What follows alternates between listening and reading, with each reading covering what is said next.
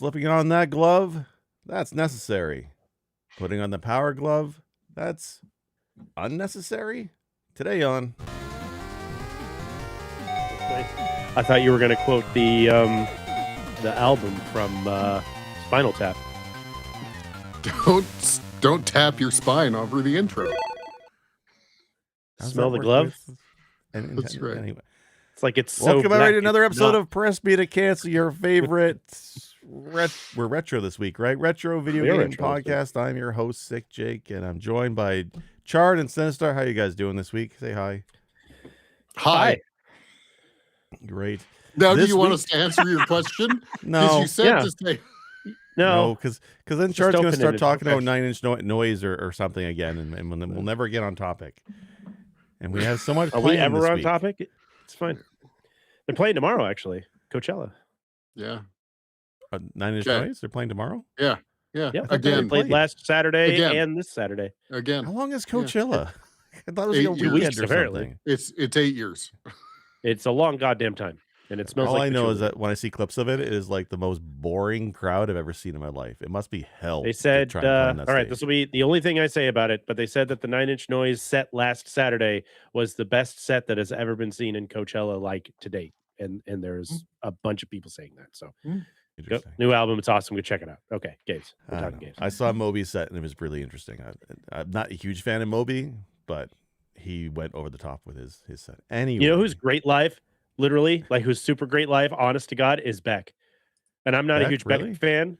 Yeah, his fucking stage presence I and bet. show I is bet. next to none. I Beck. bet. Ha, Yeah. ha.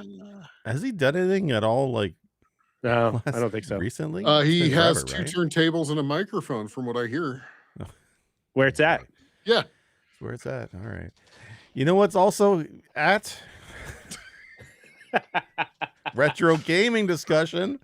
That's right. Flawless transition. Jake's been that's hanging out with me. His transitions are getting fucking wicked good. the master of segue. That's what they called me in high school, right? That's just Yeah. the You term rode a master. Segway? Yeah. God. With the Segway You know, I really gamer. wanted a Segway. You know why I want a Segway? Because it just felt so future tech.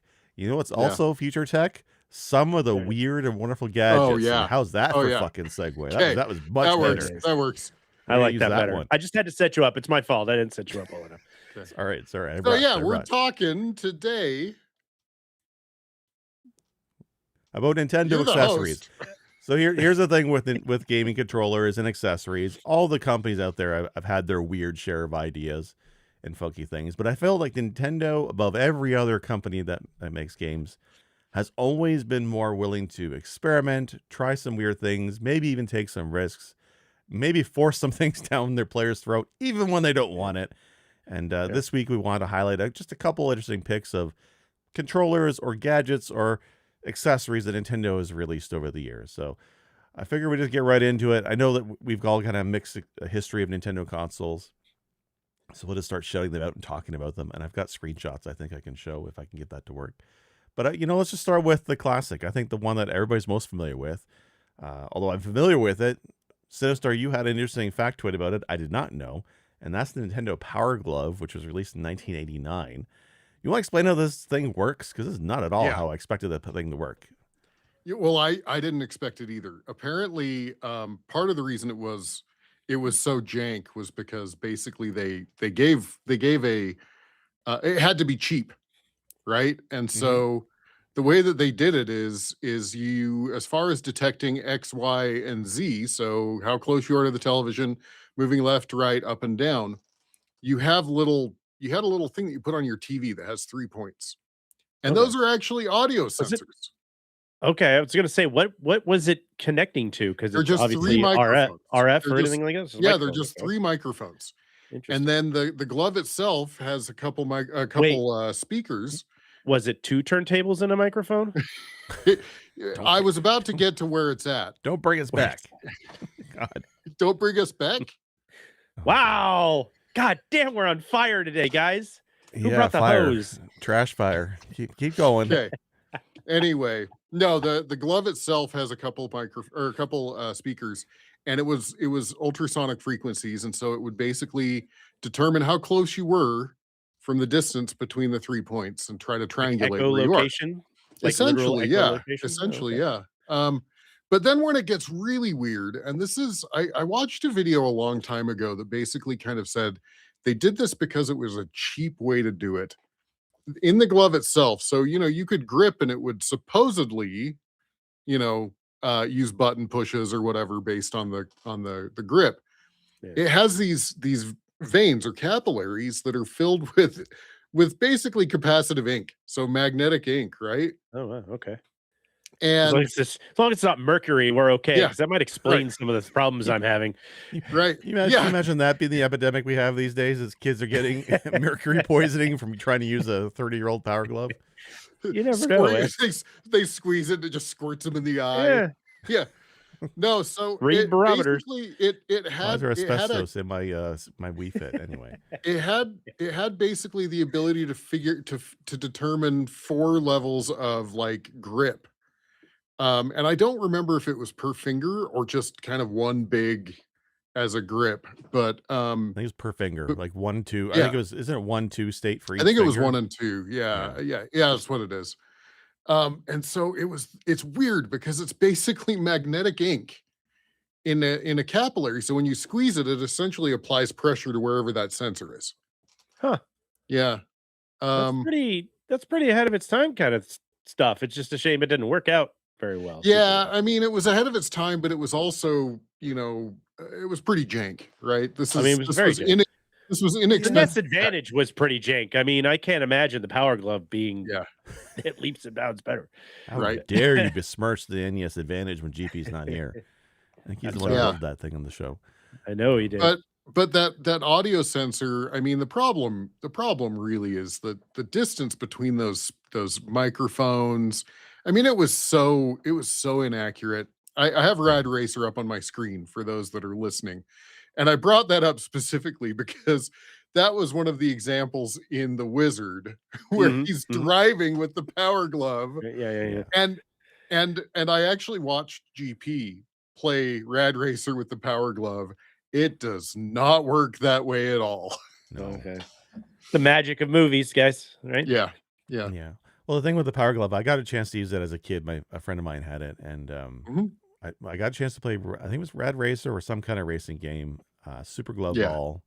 There's a few others. Punch Out was the other one, and like Punch Out, for example, like you're not really physically punching. You're more just like making finger movements. Totally not what you think you'd want to do with Punch Out. Working on your ALS. Duck, you have to go left or right, and even the steering is like this or this, right? You can do pitch and yaw and up and down. Yeah. But when you're trying to play like games on the NES was not analog. There's no analog control. It was very digital control. So when you went to the right or left, it was on or full off, speed ahead to the right or left.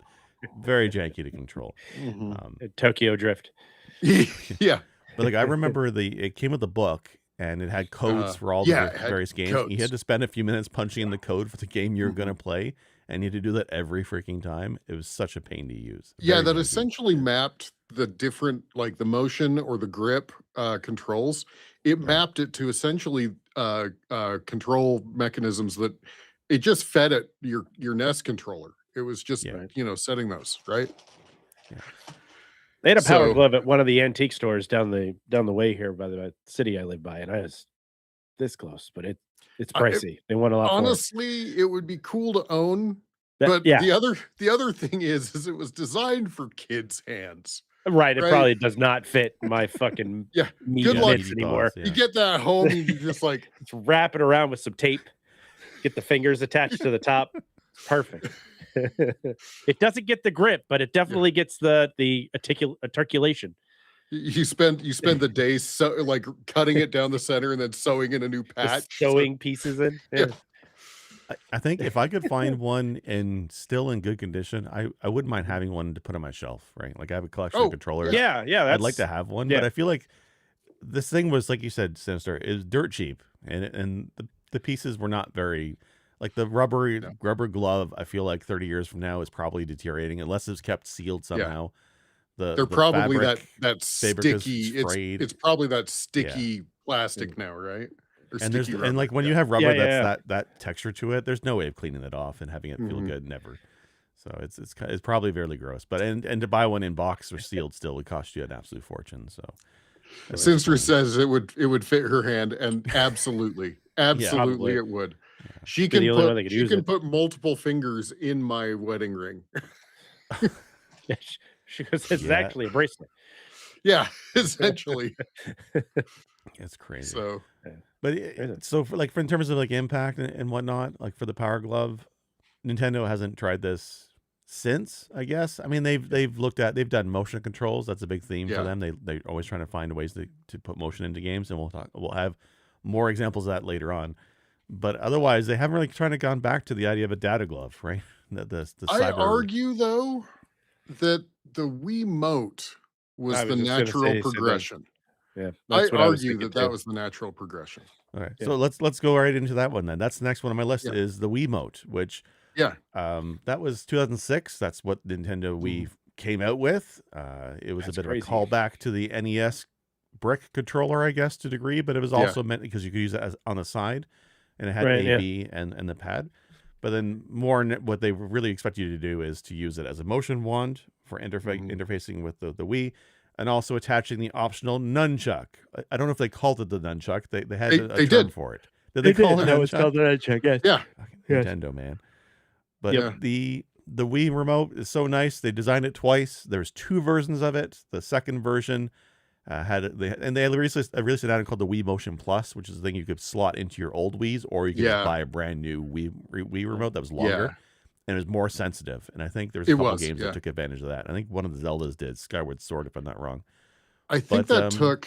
Sorry, I think that took because you had you put the sensor bar on your TV or near your TV or whatever, and so we've switched over from sound to IR, which is much more accurate, right? Yeah. Yeah. And so and so, but then the advantage pack or whatever that piece was added essentially gyro sensors, so it just became even more sensitive.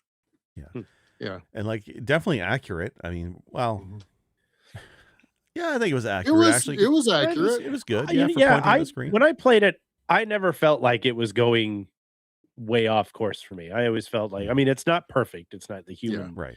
articulation of anything, but it's still, it was better than I had anticipated. If you were playing like House of the Dead or something like that, that used the reticle to shoot stuff, it was pretty pinpoint. I was quite impressed because, of course, using the stuff from the past, you're like, this is cool sounding, but is it really gonna? Yeah, this looks kind of neat. I watched them do it on a GameSpot, and I was like, oh, cool.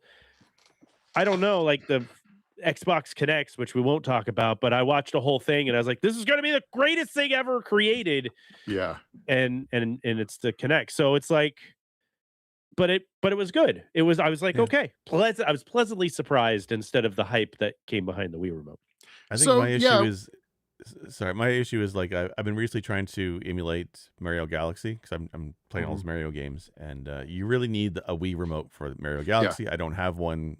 Like I have one, but I don't have the sensor bar handy. So I was looking at trying to use a controller. You can get one on Amazon. I have several. Well, yeah, you can get them on Amazon, or I could use two candles because really the sensor bar really is just an emitter. Oh, really? So I was trying to get emulator to work. So I have a controller from 8BitDo that actually has a built-in gyroscope, much like the PS controllers do. So I was trying to use that as a pseudo Wii remote as I was playing games, and it was janky as hell. But it's not fair because that's not what the Wii remote was. The Wii remote was designed to be used a certain way, and it did work really, really well. So sorry, Sister. I want to call out that I was going to say that you as you said, the IR emitters are the actual bar that's on the television, right? Which is funny because that's actually a natural progression of the NES gun, of the gun on the NES.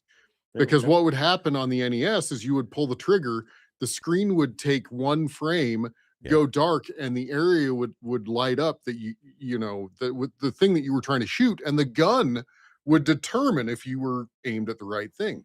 Right. So it's and it the would hide it as a television muzzle was the flash, emitter. which I thought was cool. Yeah. So it's almost a progression of that, right? Like the TV was the emitter, now you've got the bar as the emitter, and you still the thing in your hand is detecting, right, which I think is really interesting. That to me is kind of a backwards way of doing it. I think the only thing odd for me was the form factor, right? Like, so the Wii remote also had a button on the bottom, like a trigger, like the N64 had. Yeah. So you had that in one hand, and then you had the nunchuck in the other, and just something about with that another trigger. with another trigger and in the analog stick. But it just felt so disjointed and odd. Like, we went from the SNES controller, which is probably the most perfect controller for me anyway. I love the SNES controller. Right. And then we kind of got weird off track with the N64. And then the GameCube is a whole other thing. And then we went to the Wii remote. And the Wii remote feels like a step backwards in terms of like ergonomics. For me, it never felt good to hold the Wii remote in a nunchuck. I never liked holding it. Well, then you could buy the attachment, right? You could buy the controller attachment that attached to the Wii remote. That was an actual controller. Well, the secondary market, or the silicone condoms for those things. Those were a huge market for them. Yes, you need a skin for your Wii remote. The controller, don't throw it at your TV. The controller was first party. It plugged into your Wiimote. Yeah, it was a Wii remote control. It was a controller for the Wii. The Wii Classic controller. Yeah. Yeah. I love that thing. No, I actually found, I played Galaxy 2. I played the Super Paper Mario or whichever Paper Mario it was that was on the Wii, which, by the way, is my favorite Paper Mario to date. 1,000-Year Door, yeah? No, it was the one before that. I think it was called Super Paper Mario. Oh, gotcha. 1,000-Year. Yeah. Anyway, no, it had to be on the Cube. But I kind of got really comfortable with sitting on the couch, and I no longer have to like hold something in front of me. I was holding the controller in one hand, like comfortably on one leg, and the nunchuck on the other leg. And I just kind of got like, it became, I was like, hey, I can put my hands wherever I want instead of having to like shoehorn everything in. You were like Ricky Bobby, and I don't know what to do with my hands right now. Exactly. No, it did untether you quite a bit to be able to just sit wherever you wanted to. You could sit in an awkward angle on your couch and still have the remote up here and this over here, and you just fucking play. I used to do that all the time when I play Zelda.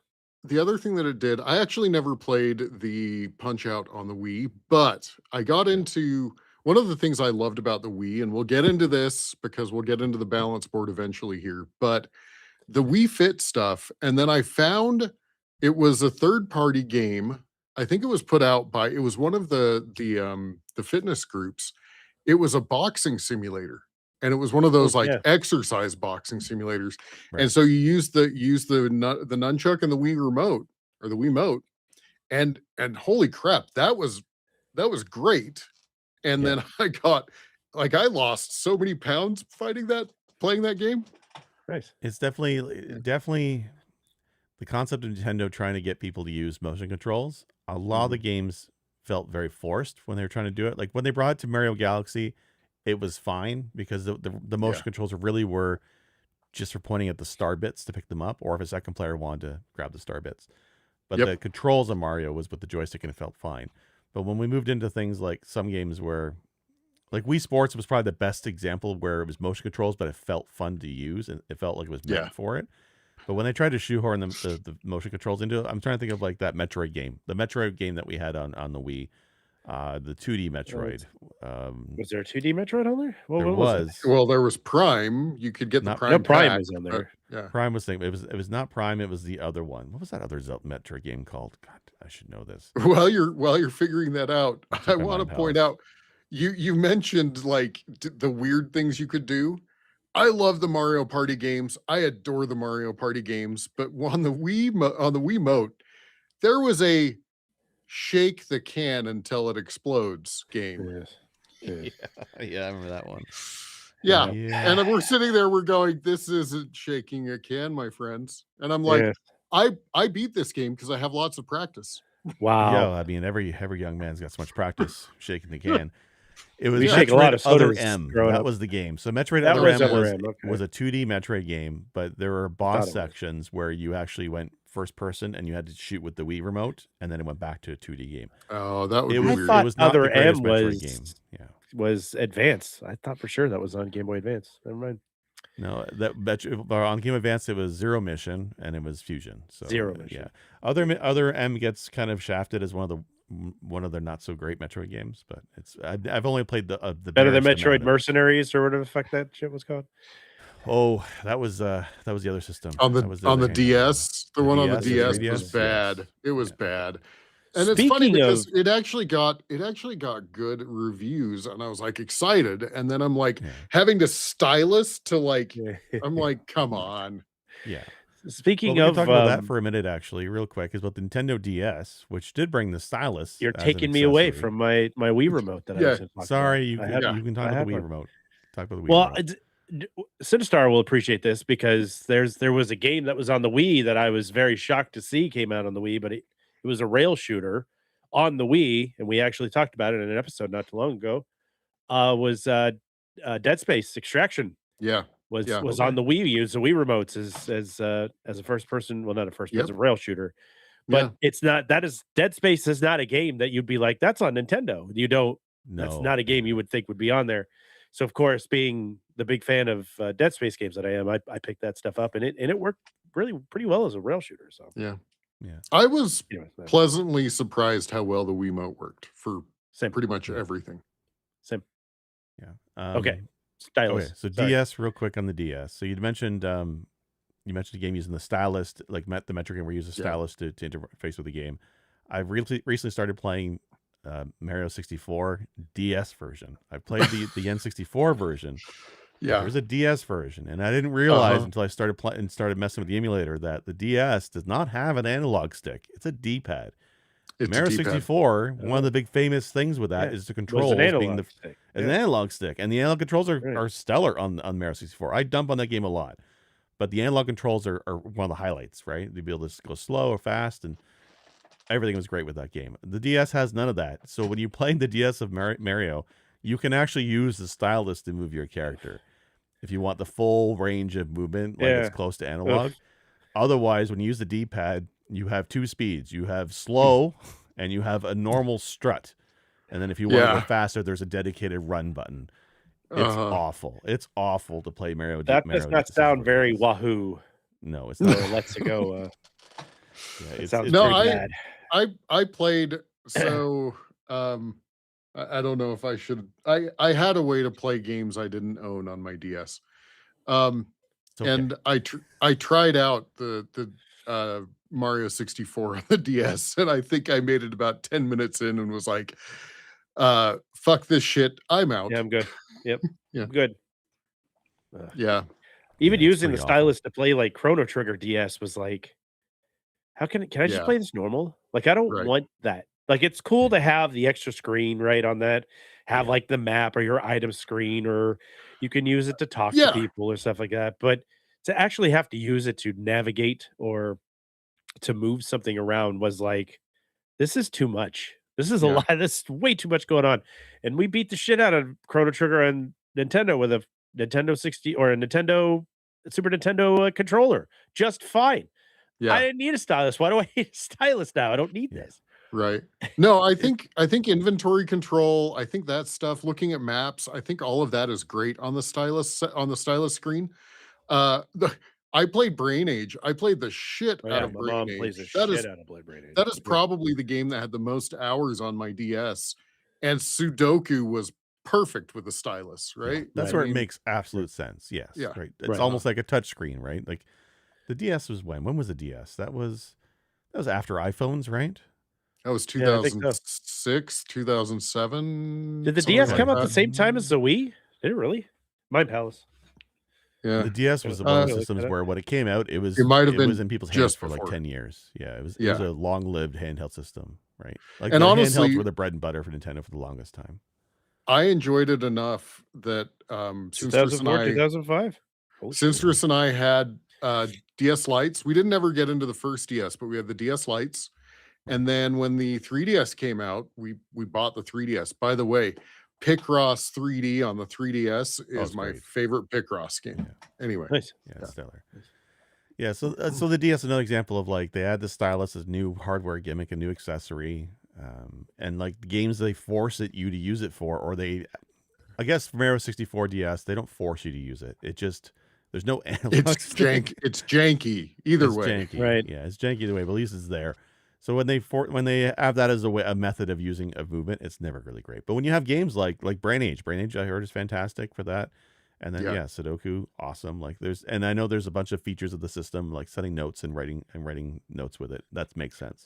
Picross was perfect on it. Yeah, that makes sense. And like when we look at Legacy for that, the Wii U also had a stylus. I know because I went through 5 of them because I had kids and they kept losing them on me. But at least with the Wii U, it was like it was not a great touchscreen, but it was a touchscreen. Like the quality was not very high, but you'd use a stylus ideally when you're doing Mario Maker. I fucking love Mario Maker and the Wii U, and it's just you just sit there with the tablet in front of you, and I guess this is another accessory, the Wii U tablet, and you're just doing level design, and you get to play them on the screen in front of you, right? Or you get to do things on the tab and watch it up on the big screen. And using a stylus there made total sense. It felt very natural. I like trying to play Mario Maker 2 on the Switch, which is using the pad, or it just does not feel the same. Or you're trying to use it's like half speed because you have to move pieces around instead of trying to move anything with a controller like that is just it's like trying to relearn how to write. Like it's insane. So like something about the stylus can feel very, very natural depending on the game, right? Depending on the game. But the problem with those styles is you lose them so easily. Right. It was just constant. The DS ones at least I think were cheap plastic. I think they weren't really any fancy tech in them. So we just had packs because our kids would lose them. We wouldn't. Sinstress and I didn't. So we still had the matching color styluses with ours. Oh. But our boys would just I lost my stylus from Temu. All right. Apparently, I needed to get a stylus in a DS because I didn't have children to lose my stuff. So I probably still have it. For sure. I want to go back for a minute back to the Wii, and I do want to talk about the Wii balance board because the Wii was, at least in my household and in many households, I think it was not only a game machine; it was also exercise. Like you mentioned, Sinstar doing the virtual boxing or the boxing with the nunchuck and the Wii. Yeah. But the balance board was also used for Wii. Was it Wii Fit? Wii Fit. Yep. Which is my wife used it all the time for yoga. It was pretty rad. Yeah. It breached your biometrics and stuff, didn't it? Yeah. Like it really like your weight and stuff. Yeah. We I lost a lot of weight years ago, and it was that boxing and it was the balance board. I would do the walk or the whatever where you just step up, step down, step up, step down, right? And and it gives you the little you're me and you're walking down the path or whatever. And yeah. My mother had this. She freaking used the shit out of this all the time. Yeah. I think there was a skateboarding or a surfing one too, where you would balance yourself on it. And I didn't own one myself. Yeah, but we used it at my mom's place all the time because there was different games where you would, how fast could you go? How fast could you run on the stepping board or something like that? So my favorite bit was you'd make your me, right? And then you'd go into Wii Fit.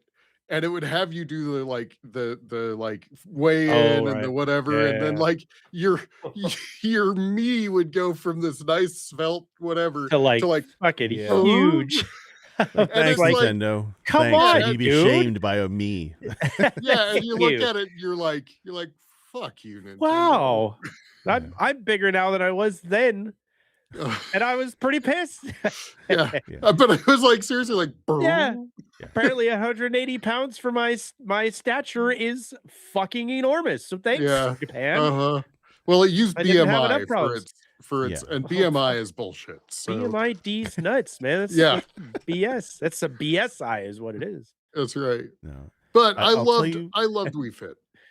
Yeah, Wii Fit was pretty good. My wife loved it. In fact, when we moved and she found, because we still have it and I dug it out, the first thing she asked is do you still have the Wii Fit disc? And I'm like, probably. Yeah. Or I think I used it in the Wii U because the Wii U is backwards compatible all the Wii stuff, so I just used it with the Wii U, and she used it for a good couple months after that. So that device still gets love in this house.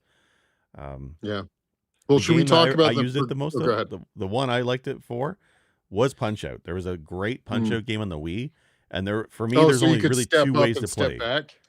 Well, no, it wasn't that. So for the Wii U Punch Out, there's only 2 real ways to play the game. One was to play NES style, where you tilt the remote on its side and you play the game that way. Right. It's actually beatable that way. but it's not nearly as fun when you can actually break up the nunchuck and the Wii remote for your hands, and the balance board for your feet.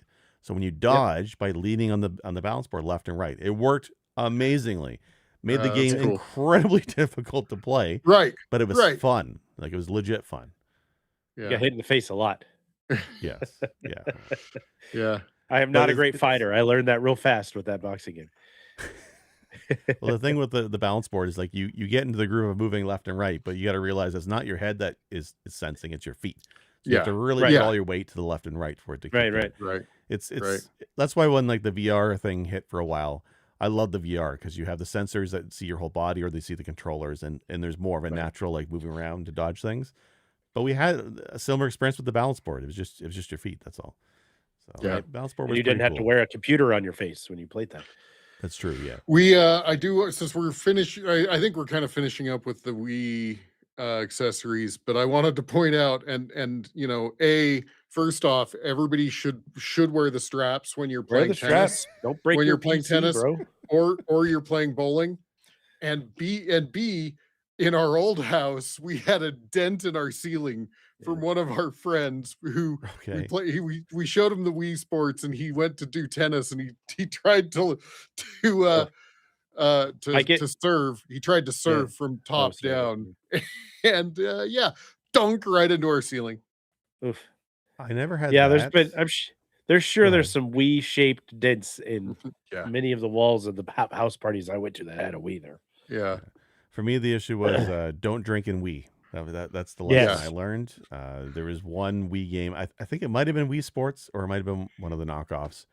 And there was a game where you had to bounce soccer balls by jumping up, right? And to hit them. Yeah.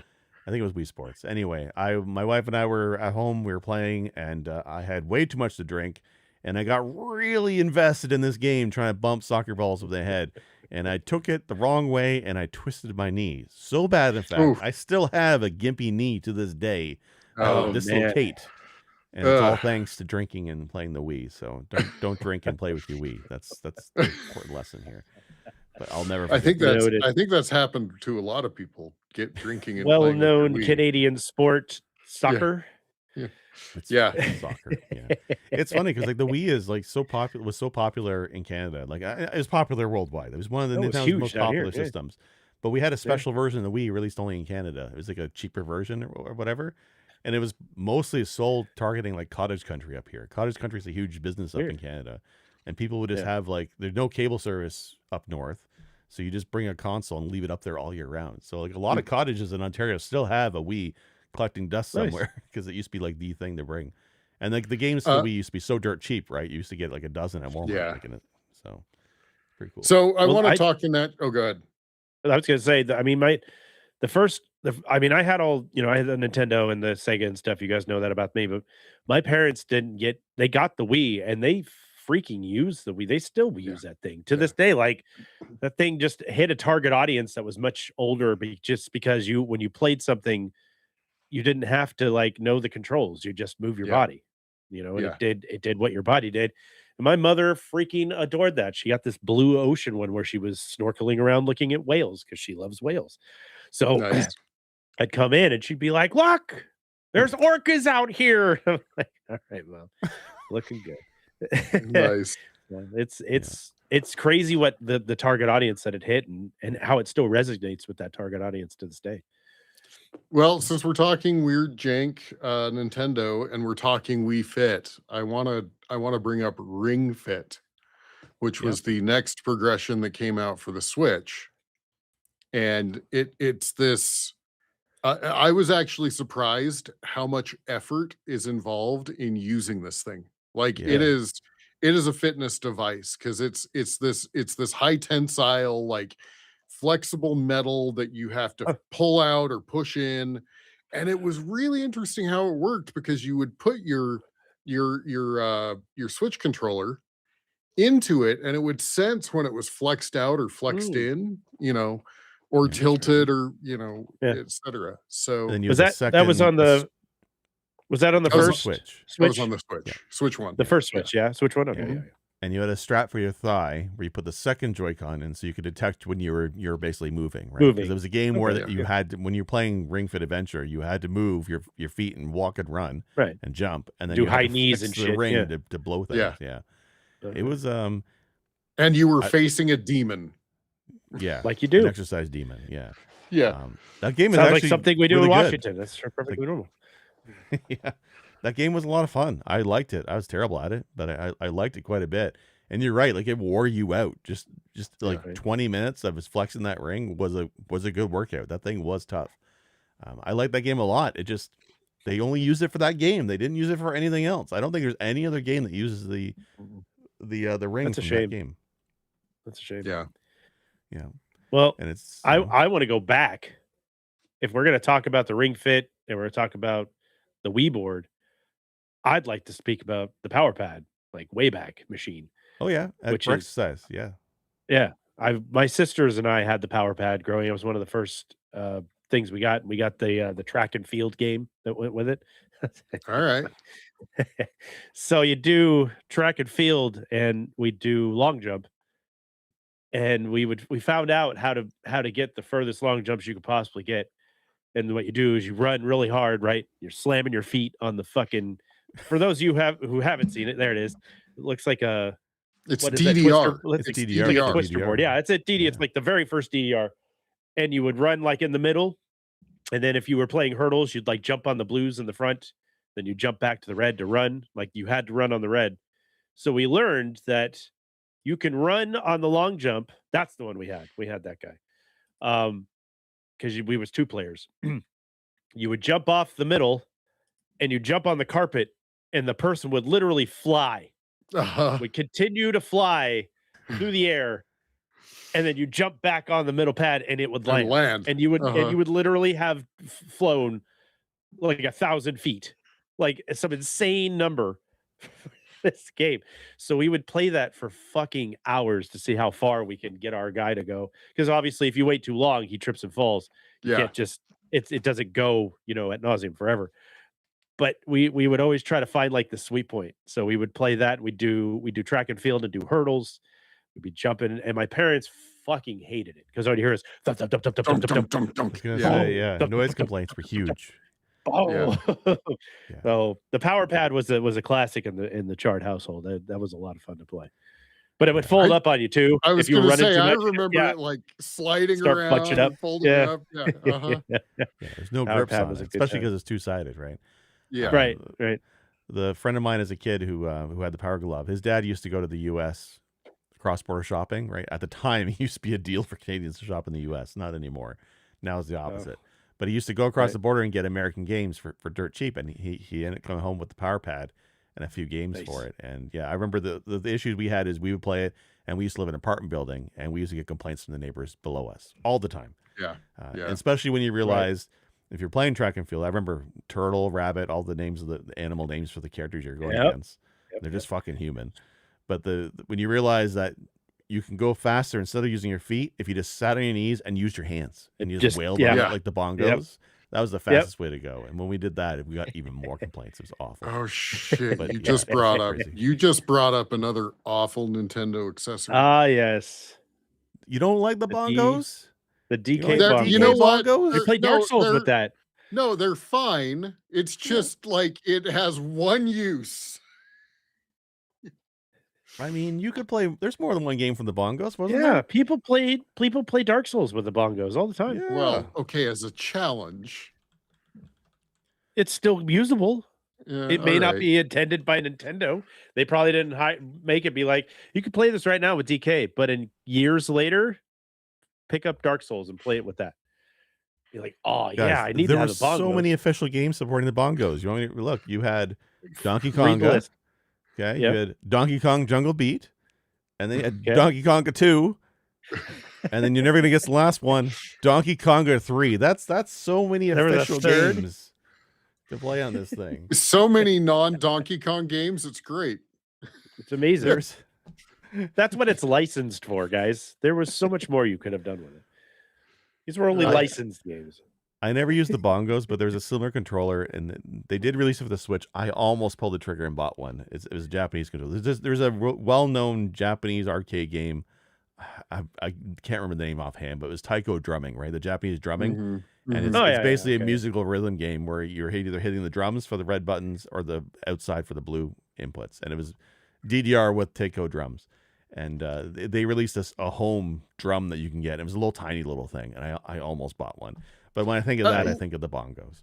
Listen, I had Rock Band, and I played the hell out of the drums in Rock Band. It was great. I broke my kick pedal on numerous occasions that I had to use gaffer tape to secure it again. We have one of our kick pedals has popsicle sticks with tape.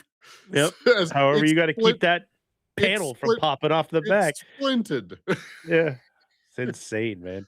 Absolutely insane. We lost Jake, folks. Sorry.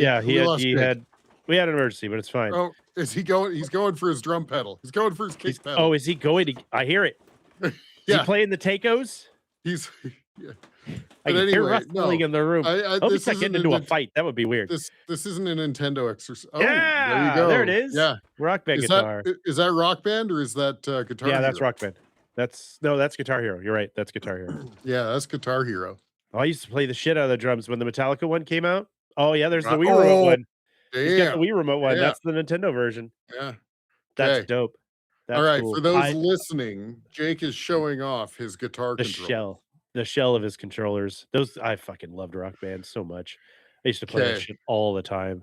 All right, we're getting Jake back. He hasn't been able to hear us make fun of him the whole time. I wanted to play DJ Hero. I know that wasn't a Wii game, but that with the turntables, and a microphone stuff, you could probably be the two. You only get with the one turntable though, not the two turntables. It's where it's at. I had to pull it out because every time my daughter comes in here, she's 4, and she sees the controller, the guitar controller. She wants to play with it. Right. But like you need to hook the Wii up. These are Wii controllers, so they're even more stupid because there's to use a Wii guitar, you have to put the Wii remote into it. Yeah. It's not like the PlayStation 1 where you can actually use it as a controller, which is imagine having the drum set for the Wii and you have to put the fucking controller in the drum set somewhere. It's probably on the bass drum, like right on the front. Yeah. Just keeps popping out every time the kick pedal hits it. I think it's probably because you had to use the Wii remote to like use the menus and stuff, right? It's been ages since I played it, but I have the one Guitar Hero game where it's basically the story by Rush. Rush was hired to write like an original song and story for it. It was that one, and then we had a few Guitar Hero games for the Wii. That was our platform of choice for that thing. So pretty cool. Oh man, that was a party. We used to play it all the time.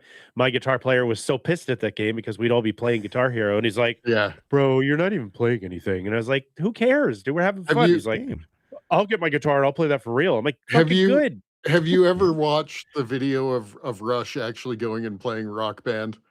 No, but I bet. And Neil Peart sits down and starts playing, and it just fails him immediately. Yeah. Okay, yeah. Completely not accurate to a real guitar. Oh yeah. He's like, I wrote this song. What the hell? Yeah. So anyway, the bongos, 4 fantastic games, well worth it. The bongos, highly rated. Probably huge on IGN. Big time games. What's the controller where you would hold your hand above it and a theremin? It was a grid on the bottom and it was like U-Force. Yes. Yeah. Hold on a second. I still think how it works. And the buddy that had the Power Glove had one of those too. And I remember like both were just bad. Well, you had the robot too. Oh yeah. I'll get to Rob in a second. So the U-Force was sorry. Yeah, I'm jumping ahead. The U-Force was like it looks like a battleship thing almost. Yeah. Right? Yeah. You're right. Or a tennis ball court on front of you, but it's like a little laptop thing that opens up, and there is a sensor thing, and you use your hands to play with it. And it was like I think distance, height made a difference. I've only ever seen one used ever, and that was on Twitch years ago. He's popular. I've used it. It was bad. I've never seen it. It's I've Nico, seen it, but I've never used it. the stereo guy on YouTube. Yeah. All the stereo Nico, tracks of any. He used to do streams ages ago, and he did a stream where he broke out the U-Force and used the U-Force and to see him play with it. And you can play any NES game technically with it, and to see him play through it was great. He was awesome with it. but that was a weird looking thing. That was an odd looking thing. Yeah. But yeah, you not had official. That was Broderbund that put that out. It wasn't official. Yes, that's right. It was licensed, but it was Broderbund. Yeah. You mentioned Rob. Rob is honestly an awesome accessory for the NES because when Nintendo brought the NES to the US, right? They were trying to avoid the stigma of video games because there was that crash, right? In North America, we had a huge crash after Atari for tanking the market. So Nintendo was very cautious when they were trying to bring this over. So they were trying to say it's not just for games, but there's, it's an entertainment system, right? Like, look, you have the action set, you have a zapper, you have power pad, you have exercise, you have the robot for whatever reason, right? So like I remember using it to play Gyromite as a kid. Yeah. And it had support for another game where you had to like stack up, I think, where you had to stack spinning discs or something. But my buddy at the time, his sister had lost all the discs. So we could only ever use it for Gyromite, where it would push these two buttons. It was the dumbest thing because the robot would push these two buttons. It would just open and close like doors or whatever, right? Yeah. And when you realize you just take the controller yourself and push the same two buttons and do the same thing, I mean, it was a weird thing. I mean, but every kid, Nintendo Entertainment System, so But every kid that opened the Sears catalog and saw the robot was like, well, shit, Mom, the commercials. Dad, I want that. Even the commercials of him picking the discs up for that game that you were talking about and stacking them, you're like, I could work a robot in the 80s? Let's go. I want to be a robotanist. Yeah. I could be playing ET, but no, I can play with Rob the robot. It's cool. Yeah, this thing is an entertainment system. There's so much more to it. And the thing is obviously when like every kid loves robots, right? So they're like, Mom, Dad, buy this. They don't understand that it's ass. Right. Parents don't know that it's ass. Is the true story. You'd still be pretty wowed if you're watching this thing move shit around in front of you. You're like, I'm doing that. Like that's It's my kids going to the arcade and doing the stupid like dump your money in and have like watch the quarter fall, the pachinko tickets, and get the tickets out, and then turning around and buying an eraser with like 800 tickets, and I'm like, a $20 ticket. That's a $20 eraser. Yeah, that's kids gambling right there. Yeah, no, we go to and they're all dried and it won't erase anything. Doesn't erase pencil because it's all fucking dried out. It's got teeth mark in it. Yeah. Anytime we go to an arcade like a Dave & Buster's or something similar that has a claw machine thing, the first thing I tell my one daughter is, here is your ticket, here is your credits, here's your little card you scan for games. We're here for 2 hours. I'm not refilling it, so don't touch the claw machine. And then within 10 minutes, she's coming back and like, money, please. Yep. Money, please. What'd you use it on? Claw machine. I've never done anything wrong ever. Yeah. I know, and I love you for it. Money, please. Money, please. Yeah. Freaking the claw machine is the worst. Yeah, and so that's exactly how it is, because like Rob the robot was ass, right? Yeah. I mean, as was the Power Glove and the U-Force. But the U-Force took a learning curve that most children that age didn't have. But just like the claw machine, you throw it in a Sears catalog, and the kids are going to be like, money, please. Money, please. Yeah. That's insane. Yeah. I like the gun. I thought the shooter gun for Duck Hunt and stuff was pretty neat. Zapper's great. Zapper was great. Yeah. And had more than one game. Yes. Yes, it did. It maybe had 8 games, I think, in total. Maybe. Yeah. All shooting stuff. It was the same process. Yeah. Well, there was one. It was a Gumshoe, I think, was a platforming game, and you shot your dude to make him jump. Yeah. It was not a good game. Duck Hunt was pretty much the cream of the crop when it came to the light gun games. But I mean, when you had the Nintendo, if you got the action set, you had the power pad, you had Mario, and you had a Zapper, and you had the one cart with all 3 games. That was yep. You had the triple game. Yeah. So did we. That was awesome. Yeah. I remember like, you want to play Duck Hunt or Mario? Well, I got both games. Let's put it in and see which one I want to play first. It was hilarious. All right.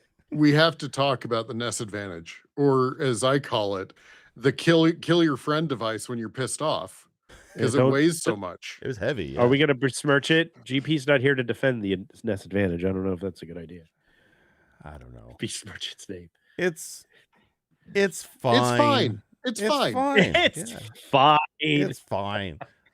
Like, you know how I am with The arcade sticks. I love arcade sticks, so it's, But the wasn't it greatest like the greatest not? It was feature. just a like It a was a cross arcade stick, right? it was a joystick. It was a joystick and two giant buttons.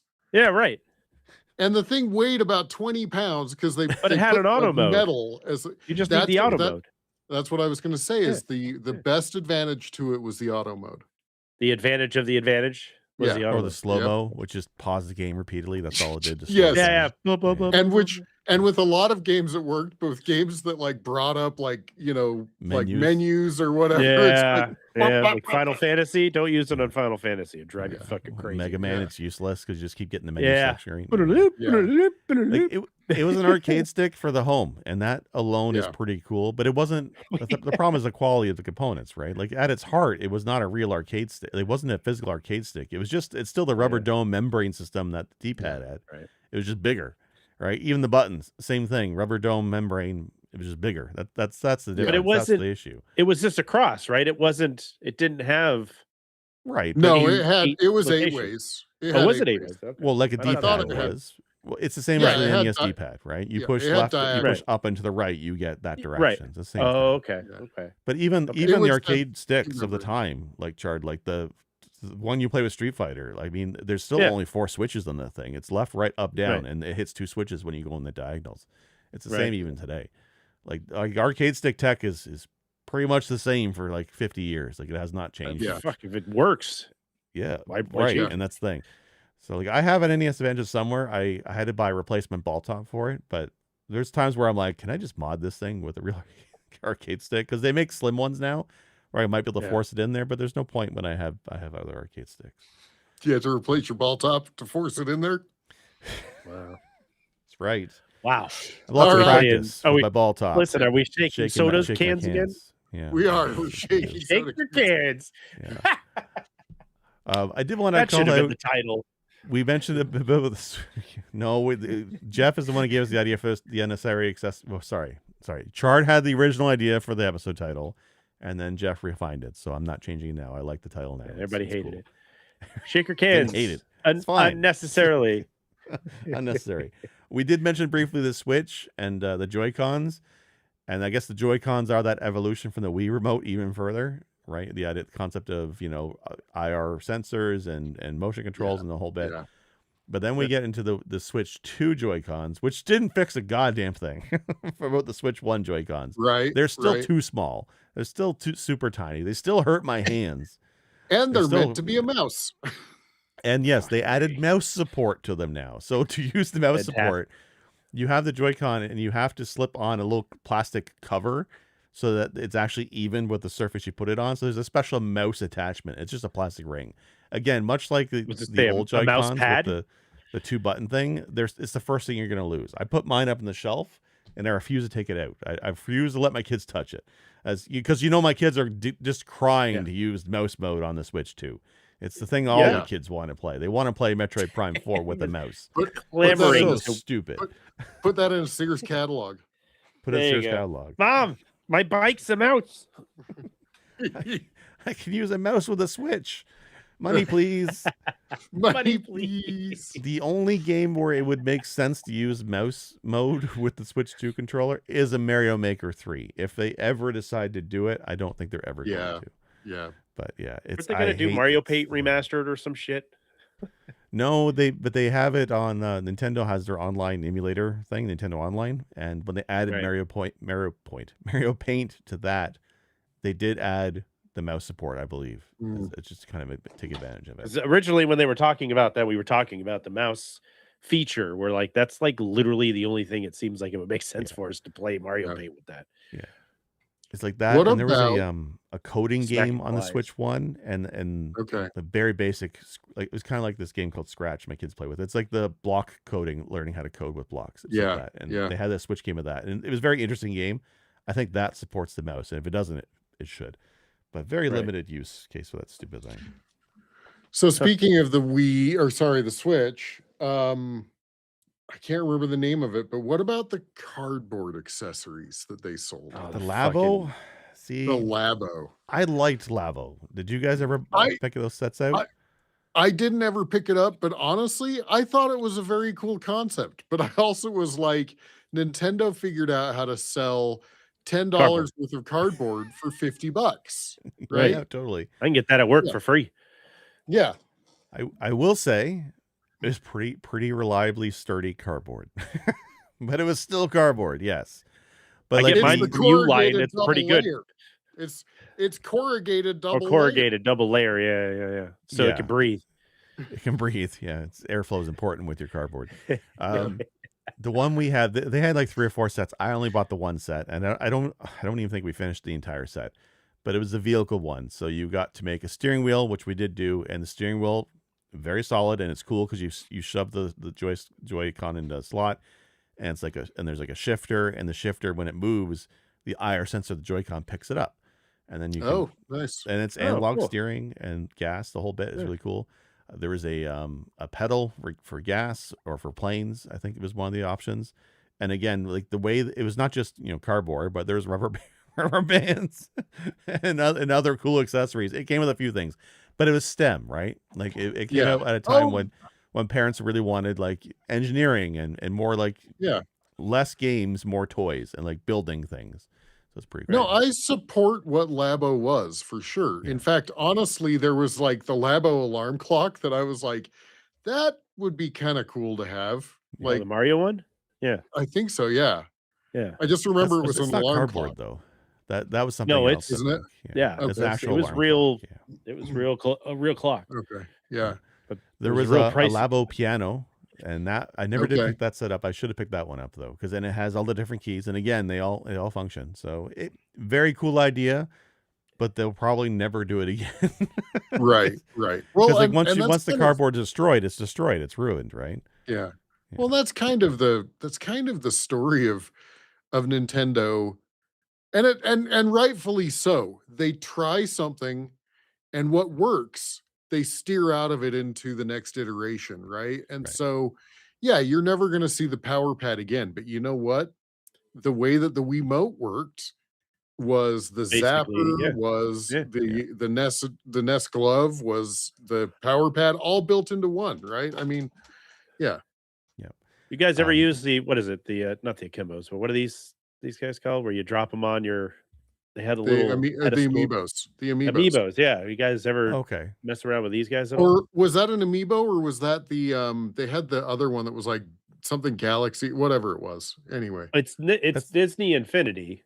Yeah, that's the Infinity. Yeah. Or the no, that actually looked really cool. I have some Amiibos that didn't have like the Infinity stuff, but Skylanders. I've never used these. I collect Marvel shit, and I was like, I wonder if you guys had ever touched these things before. So it's like Skylanders, where you have like a portal you plug into your system, and then you can scan the figures, and they would appear in game. Very cool tech. And collectors spend way too much money on that kind of stuff. Like the rarity is crazy, and they stopped it. Unfortunately, Disney cut the funding to the project. They stopped making. Oh, you've got a Peach one, nice. I have Peach, and I have Mario in a tux. Nice. So that's my favorite. My favorite with this was this one actually I opened up. The other one's sealed, but if you use this one, you can have Mario run around in a dress. I love it. Oh, really? Nice. Okay, that's pretty good. Yeah, the Amiibos are interesting, but you have to rely on the game to support the Amiibos you're scanning in. So like a lot of games, it's just usually freebies. I think most of the Zelda games, unless you're scanning one that's Zelda related, because then you get a costume piece, I think. But otherwise, you're just getting like a free chest or rupees or fish or something. Yeah. So, and it's all NFCs, right? So like what you can do is you can get NFC cards and just program yourself with the phone app and just do the same thing. Got to get your V-Bucks. I get it. Yeah. But the statues are really cool, especially the recent ones. I don't know if you've seen the Metroid ones. I think it was a Candlejack in Discord who posted pictures of the Samus with the bike one. It's huge. Yeah. Is that an Amiibo? Statue. Yeah, that's an Amiibo. Yes. Oh, in fact, if you scan it lets you turn on music. Otherwise, the desert is dirt quiet. That's how you get music in the desert section. It's kind of weird. I was gonna say I had an NFC. I bought some NFC cards and I programmed them, and the one that I absolutely adored was in Diablo 3. There was a loot goblin amiibo that you could use over and over and over again, and it would summon a loot goblin for Diablo 3. That's so weird. Yeah. But again, it goes back to like NFC tech has been around for decades, right? Like Yeah. people use it to open their entries to their buildings and condos and stuff. Like I remember having to program them when I was younger. And but Nintendo takes it, slaps in a collectible, and that's their accessories. And they made a killing off amiibos, right? Yeah. Like, there's a demand even now for the damn things. Even if you can't really use it for anything worthwhile, people still want them, right? Collectible. It's the collectibles. Like I've never played these things ever in my life, but it's like Spider-Man in his black costume, sold, bought. I don't know what I'm going to do with it, but I'm going to put it on my shelf. Yeah. So, I mean, all you got to do is hit that niche that somebody's interested in, and you'll pick it up. Put it in a Sears catalog. There it is. Catalog. There next to Rob. The one thing I wanted to finish off with, if anything else on amiibos, or otherwise I have one more accessory. No, I just thought I'd bring that up. None of us have bought it for good reason. Well, do any of you guys ever buy the Virtual Boy as a kid? No, because I used one. I wanted one? to. Yeah, no. I've used one, but yeah, it was awful. But they recently added the Virtual Boy library, or at least a few of them, of the games to their Nintendo Online service. But you can't play it unless you buy an accessory, and this is the UnNEScessary accessory from Nintendo. And that Nintendo being so grateful, or so generous of them as a company, they give you two options. One, you can buy the cardboard shell, and you slot in your screen from your Switch, and then you can play Virtual Boy games with it. Or you can buy the plastic shell one for $50 more. And it's literally a plastic shell with a red filter on it, from what I recall. You can 3D print that, can't you? I mean, shit. Probably, yeah. Like but I'm sure it has one. Yeah, it's got a way that it identifies that you've put your. Is there like some kind of connector or something in there? Yeah, that would make sense. Like that would why else would you buy it other than to have I wonder it? then how the cardboard one works then, unless it's like a QR code on a sticker or something. Well, or it's NFC. It might be NFC. Oh, okay. Oh yeah, it doesn't take much, right? Even cardboard, they could just slip in the little grain of rice identifier. Yeah, I just built a new 3D printer that has an NFC reader that's like a little sticker that you stick on it this big. Nice. Yeah. It's neat tech. Like there's a thing from the Zapparoo, right? That a community member makes. And he sells them, and it's a device you scan NFC cards, and the idea is you get these NFC cards, slap a cartridge sticker on it to make it look like a game, and you can scan games on it to pull up on your Mister. Completely unnecessary when you can just go through the menu, but it's neat to physically hold these things, much like amiibos, right? It's cool to have these things in your hand. So anyway, like a ton of cool stuff from Nintendo. Some of it's misses, some of it's our hits. Like I think the Power Pad was cool. I think the Zapper is awesome, and the Ring Fit thing, even though it was one game, very cool device. Like a lot of cool stuff, and they bongos. Are not afraid to take risks, right? For sure. Yeah. Well, as I said, it's an iteration game, right? They do one thing, whatever is good and successful out of it becomes tech in their next iteration, right? Yeah. So pretty cool stuff. It's good to see the expansion on like their earlier stuff too, right? Yeah. Like you guys said, you had the Zapper, you had the Power Pad and all the stuff, and then they shoved all that into the Wii basically for you to do it. And then you got the balancing board. Wii Remote does all that stuff too. It's I think that out of all the innovation, I think the Wii really stood out of everything it did. They were trying to do. Yeah. I think that was the biggest like technological turn in gaming that wasn't spending money on a VR set and still getting that same feeling of playing, Wii bowling, where you're actually pretending to throw the ball and hit baseball with the baseball bat and all that stuff. That shit was fun. And bowling was great. On that countless. And there's a whole aftermarket for the Wiimote. There are people that like there are people that have used it for like in studies because it works for what they need, right? Like they've and the audience on top of that. Yeah, because as an input device, it has both buttons that are easy to use. They're large enough, and it also has the gyro, right? Or not gyro. Sorry, the sensor and IR movement. Yeah. So it's pretty cool stuff. Awesome system. It's awesome system. It's weird stuff. Word. All right, guys. Well, so here at Press Me to Cancel, if you enjoy our show and you want to support our show monetarily, that's the word. You don't have to, but if you have a few extra bucks you want to throw our way, we do appreciate it. You can donate to our podcast over at patreon.com/pressbtocancel. We have a few different tiers, mostly colors to your name on Discord. But we also have some backer videos occasionally, behind the scenes type of stuff, access to some secret channels over on the Discord. So check it out. And if you donate at our Circus Charles tier or higher, we shout your name out during the episode. So we have 2 Circus Charles members, Von Beerley and Cthulhuist Jeff. Thank you guys for your donation to our Patreon. We do appreciate it. As well, we appreciate all of our Patreon donors. You guys are awesome. And again, if you can't support us with money, that's cool too. Just, support by telling your friends and family, spam our link, because, God knows I spam our podcast everywhere. So I can always use the help for it. And we love spam. No, we don't. It's great on a sandwich. You fry it up. That shit's delicious. You fry it up. It's delicious. I'm more of a cam person myself, but anyway, if you enjoy our podcast, you can of course check us out over at pressbtocancel.com. You can also find videos of our episodes over at youtube.com/pressbtocancel, and you can listen to our audio episodes on the following Monday over at any of your favorite podcasting apps, from Amazon Music to iTunes. It's not iTunes anymore, I think, is it? Apple Podcasts. Apple Music, Apple Podcasts, all that stuff. I mean, Pocket Casts and Spotify and all that crazy stuff. Not SoundCloud, because SoundCloud are assholes, but that's okay. I appreciate it. If you missed it last week, I did do a charity stream raising money for Pencils of Promise, where I played for 2 hours a Mario Shuffler. That was a fun time. Very enjoyable. I pulled all my hair out, as you can see. I'm bald now, thanks to that shuffler. And if you want to see what drove me to baldness, besides my 3 kids, you can go check out that video over on our YouTube channel. It's there. And I am continuing to work through ranking of Mario games. I have a video, I swear to God, this time. I had to re-record it with my mic turned on this time. So, That's right. You told us that. How it goes. Is it your 3 kids or is it your 3 friends? Because we can be pretty bad. Yeah. I don't know. If you look because we're coming up on 7 years at Press B, and if you look at our earlier episodes, or at least when we started doing video 3-4 years ago, I wasn't so gray. Now I'm almost totally gray on my facial hairs. It's and that's all you guys. That's your guys' fault for picking bad games on the ranking. You know what? Badge of honor. You know what? I'm 50. You're welcome. Yeah.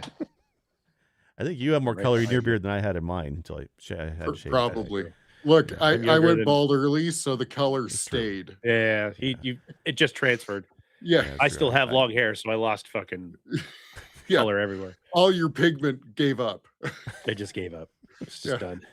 The will to live is strong. The pigment, not so much. That's just the way the pigment is not. Yeah.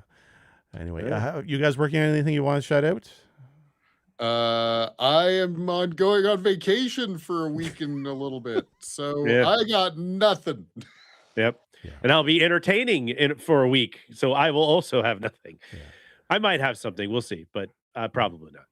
Yeah. So you guys aren't here next week. Wolf is also moving, so it's just me next week. I'm still debating whether I'm going to do an episode or I might just stream. I'm going to see. I've been playing through Starfield, that hit new game with the kids. Starfield recently got a pretty big update and expansion, so I've been playing through that, and actually, from hating the game, I'm actually starting to really get into it. Are we having a No Man's Sky redemption? I mean, it's no Man's Sky level of redemption. It's not Crimson Desert either. It's no Crimson. So few games are, if you can even explain what Crimson Desert is. But Starfield is actually legitimately a decent game. It is overhated, I think, in terms of people, especially now with the update. So I'll spin up the stream and just talk about it for an episode. I may have to try it eventually, because I do love my Bethesda. Well, you were like 100% on board. You were like day one buy on Starfield, and you're not like that with many games at all, Sinistar. You were like, I'm so pumped about this game. I remember, because even I was excited about it and I didn't care. And then you were so jacked that you're like, it was infectious. And then, you came out and you were like, negative Ghost Rider. Yeah. And as any good Sinistar would, he shut that shit down. Yeah. No, if it's a redemption story, I love my Bethesda. So it might be a time for me to give it a try again. There you go. I think the big thing with it that I love the most is you get to build your own ship. And it's one of the few times where I actually feel like I want to decorate the things I build in games. Right? There's very few games where I want to actually build a base and decorate it. And Valheim is one of those games, and Starfield is one of those games, right? Where you spend so much time on the ship and you have such a large amount of things to play with and put on your ship. It's actually fun to build with. And like it's a Nice. Bethesda game, so of course there's mod support, and it's been a couple years since release, and there's a fair amount of ship mods, adds, crew mods, things that change things up, add more random events. That's the big thing with it. So it is a much different game now than it was when it came out at release. Because when I tried on Game Pass at release, I did not like it at all. I bounced instantly, and I've tried it a couple times since then on Game Pass, and I've never got into it. But playing it now, it's yeah, I'm having a lot of fun with it. So it's not game of the year, but it's pretty good. So yeah, we'll see this week what's going on. But yeah, otherwise I think that's anything else? No. All right, guys, that's another episode of Press Me to Cancel. Thanks for listening, and we'll see you next week.